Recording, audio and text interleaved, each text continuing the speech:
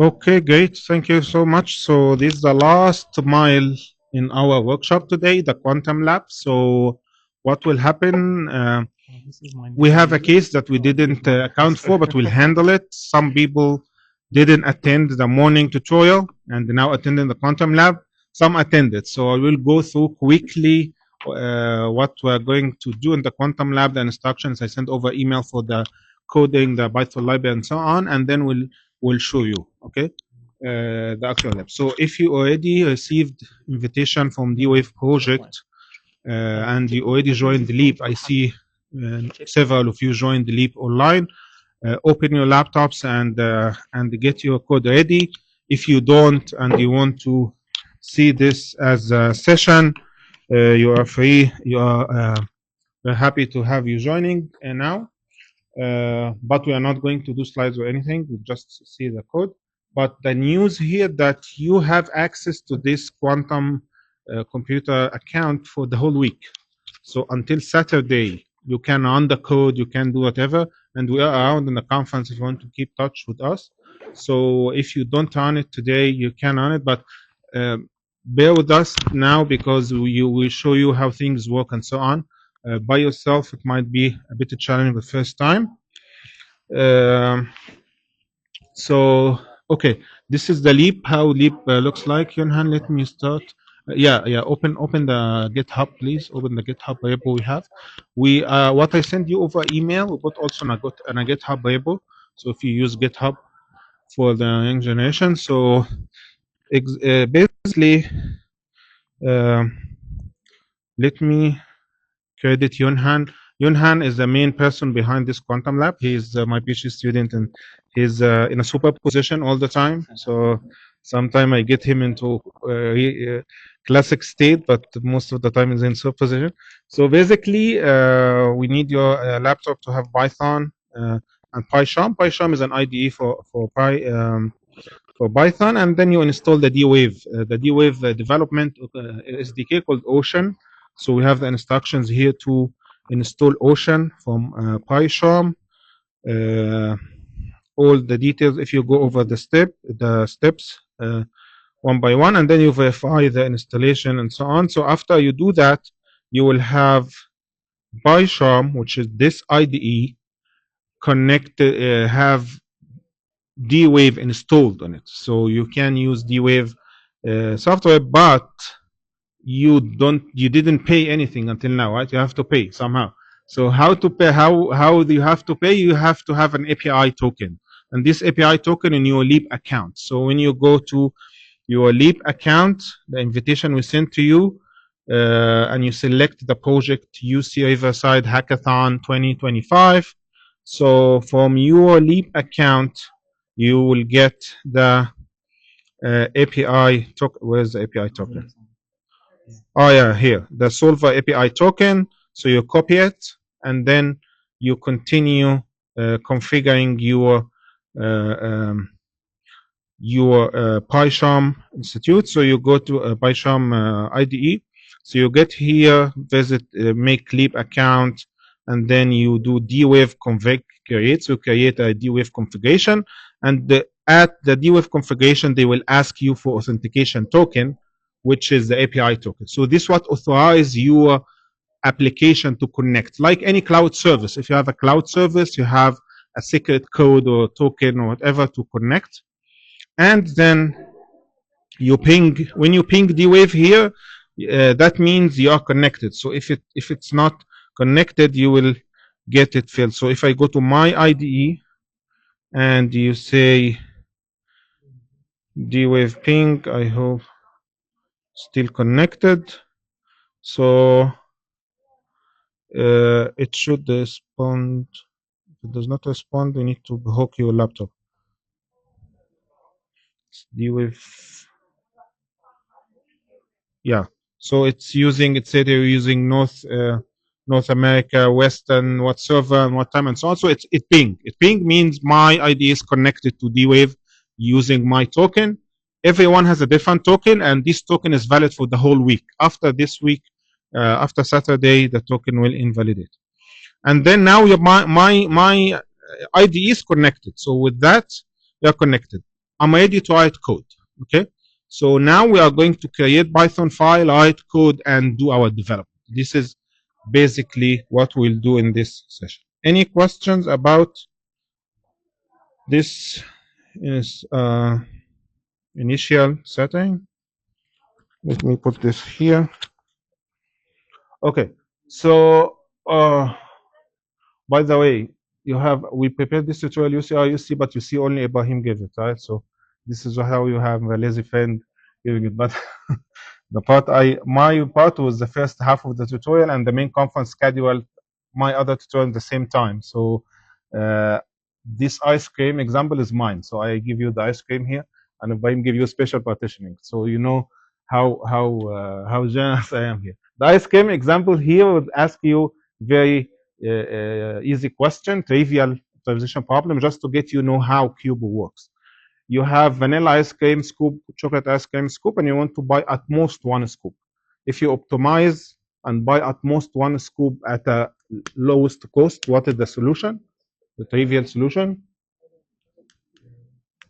You don't buy anything. This is the lowest cost. So we make variables and we make cube and so on. And then at the end, we got the Q matrix in the morning tutorial, the Q matrix to be 2005. What we are going to do now, we are going to write code to solve this optimization problem on D-Wave.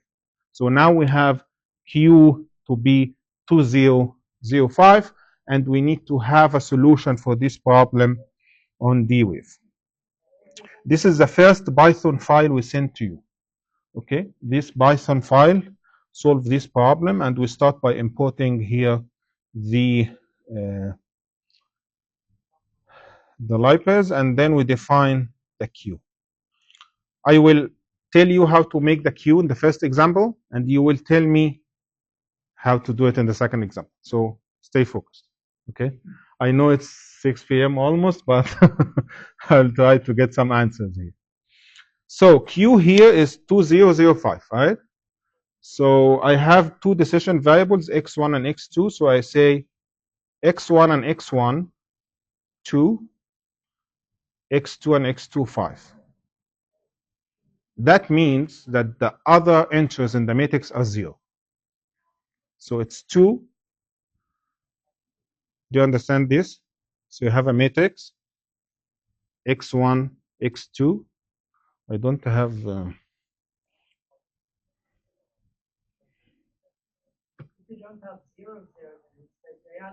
If you don't have 0, you put the value.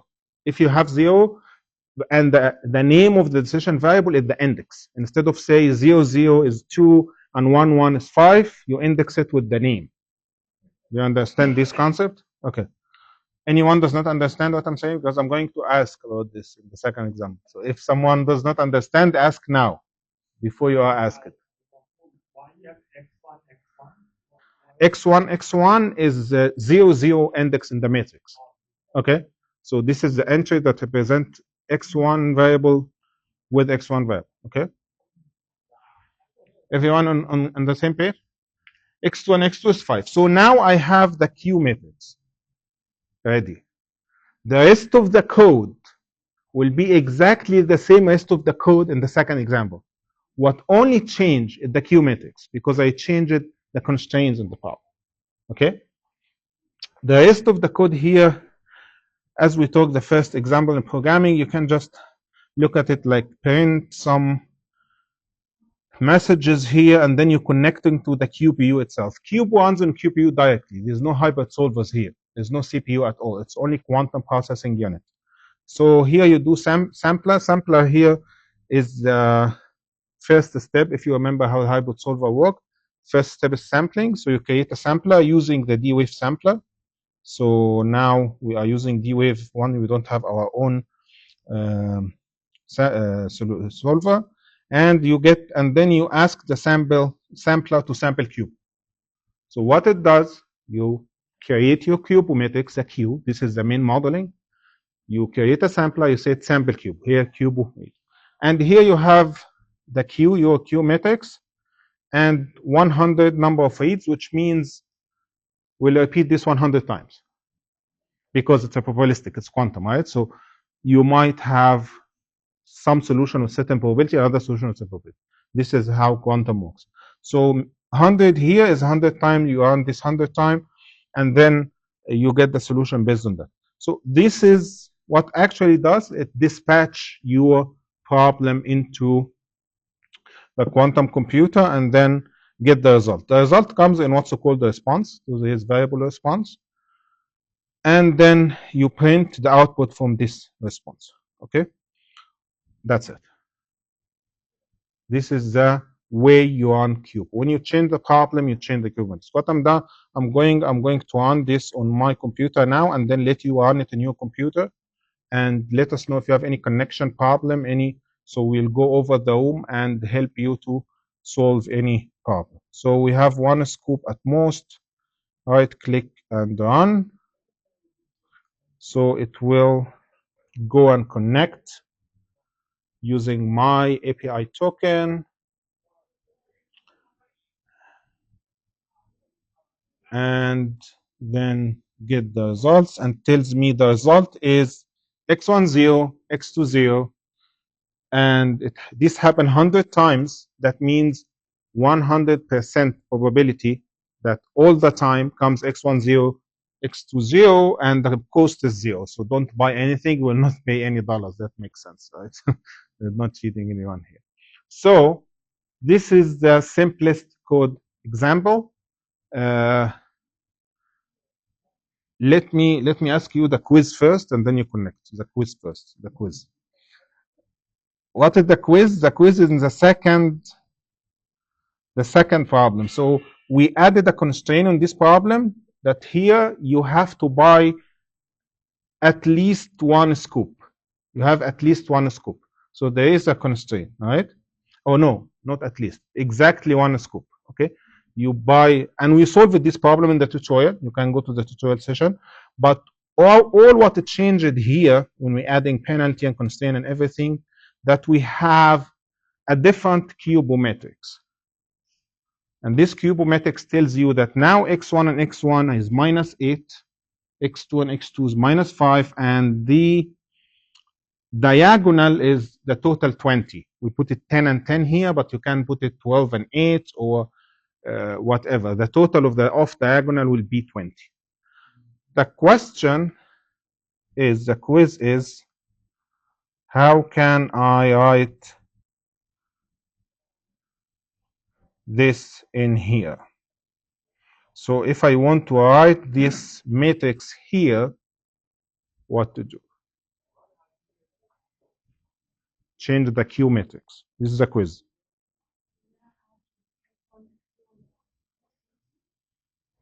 You're gonna add x1, x2. Okay, because now x1, x2 is not 0 anymore. Who agrees? Who disagrees? Who agree? Do I agree? You agree? You agree? Don't answer. Anyone else agree with what she says? You agree? Okay. Is there another solution? This is a solution. Is there another solution? No? No, you're good. You get a good solution. So you have 10 marks, 10 marks, plus 10 marks. Any other solution? Which numbers can I change? The 2 and 5. The 2 and 5 has to be changed, right? Because I have here I don't have 2 and 5 anymore. I have -8 and -5. All right. So the first thing is the 2 and 5 has to be changed to -8 and -5 because the number has a change. And I need to add something. I have to add x1, x2, x2, x1. This is one solution. The other thing, if I have the off diagonal to be my summation 20, I can use x1, x2 as 20, and the other one is 0, so I don't have to add it. So either way, so you can have the matrix as -8, 20, 0, -5. This is one valid solution. Another valid solution is -8, 10, 10, -5, or -8, 12, 8, -5. The off diagonal part is summation of 20. So the penalty here. But anyway, this solution is correct. I'm going to make it simple, and you pass the quiz. Congratulations. And you have the second file that you are going to connect now. The same code. The only change here is the Q. Okay, we used to be here 20, but we can make it the same here as you said. X1, X2, let's make it less tricky. And then X2, X1, another 10. And now you are done. So you changed the value of the matrix. And if you look at the code, it is the same, but the solution is a little bit different because of,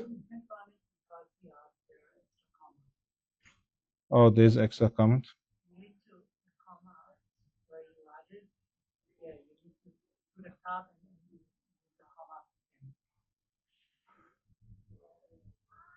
I think the comma after 10 will not make a problem, right? Or it will.